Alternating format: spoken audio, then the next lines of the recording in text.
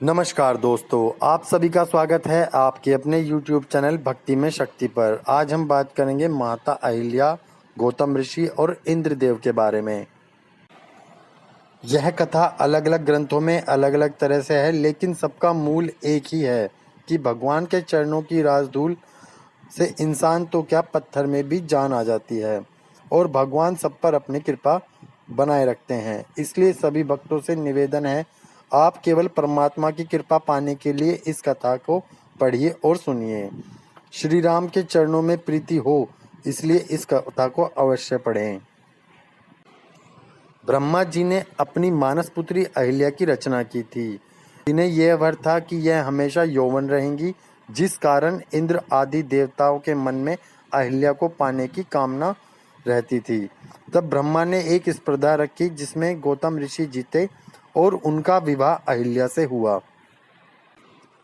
अहिल्या बहुत सुंदर थी, जिस पर इंद्र अशक्त था। जब इंद्र को यह पता चला कि अहिल्या गौतम ऋषि के पास हैं, तो वह गौतम ऋषि के आश्रम में आ गया और आधी रात में मुर्गे का वेश धारण कर बांग देने लगा। उधर गौतम ऋषि ने जब मुर्गे की आवाज़ सुनी तो सोचा कि ब्रह्म मुहूर्त का समय हो गया है और गंगा नदी पर पहुँचे। स्नान करने पहुँचे और उन्होंने अपना कमंडल भरने के लिए उसे नदी में डाला तो माता गंगा बोली, अरे भाई, तुम इस समय यहाँ क्या कर रहे हो? माता गंगा, मैं यहाँ प्रतिदिन सुबह स्नान के लिए आया करता हूँ, लेकिन आप ऐसा प्रश्न क्यों कर रही हो? गौतम, अभी तो अर्धरात्रि है, आप अपने घर वापस चले जाओ, क्योंकि राजा इंद्र तुम्हारी पत्नी के साथ छल कर रहा है। अब गौतम ऋषि जल्दी जल्दी अपने घर की ओर लौटने लगे। जब ऋषिराज गौतम अपने आश्रम के समीप पहुँचे तो उन्होंने इंद्र देवता को देखा।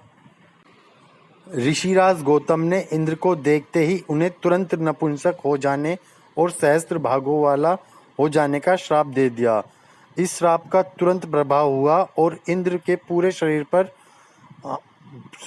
के भाग ही भाग हो गए। जब इंद्र वापस स्वर्ग पहुंचा तो अप्सराएं देवगण उनका उपहास करने लगे। तब इंद्र ने स्वर्ग छोड़ दिया और किसी अंधेरी और सुनसान गुफा में रहने लगा। वहीं उसने भगवान शिव की तपस्या की। तब जाकर ऋषि ने हजारों साल बाद अपने कोप को थोड़ा कम किया और उसका शरीर को आँखों में बदल दिया। तब से इंद्र को 1000 आँखों वाला भी कहते हैं। इधर अहिल्या की अस्त व्यस्त अवस्था देखकर देवऋषि सब कुछ समझ ही चुके थे। अहिल्या को भी पाषाण हो जाने का श्राप दे दिया, परंतु उन्हें इस बात का भी अनुमान था कि अहिल्या इतनी दोषी नहीं है, लेकिन क्रोध में श्राप तो दे ही चुके थे।